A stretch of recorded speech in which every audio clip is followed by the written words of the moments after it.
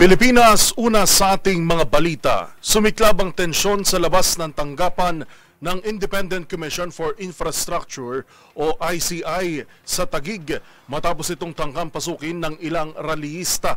Ayon sa grupo, mistulang puppet lamang ang komisyon na nagsusunod-sunuran habang unti-unti namang sinusunog ang mga ebidensya laban sa mga nangulimbat sa kaban ng bayan.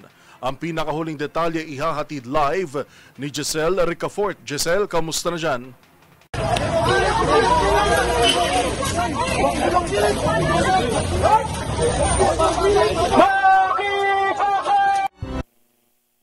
Joel, sumiklab ang tensyon sa labas ng tanggapan nitong Independent Commission for Infrastructure dito sa Taguig City nang sumugod yung mga rallyista kaninang pasado alas 9 ng umaga.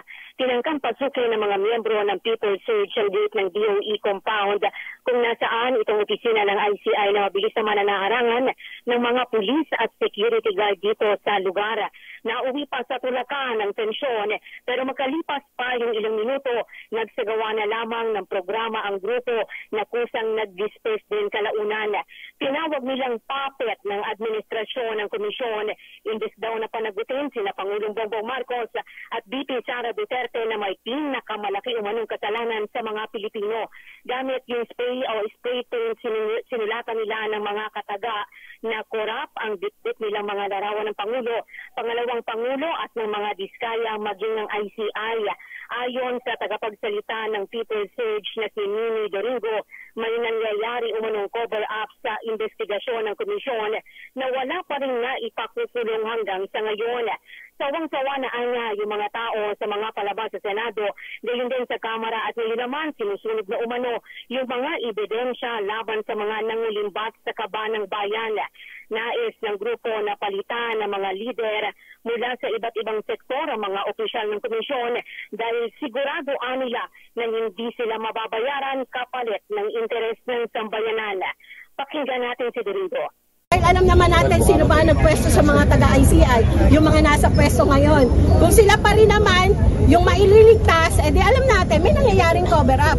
Alam naman natin, mga kababayan, hindi tayo dapat maglokohan dito.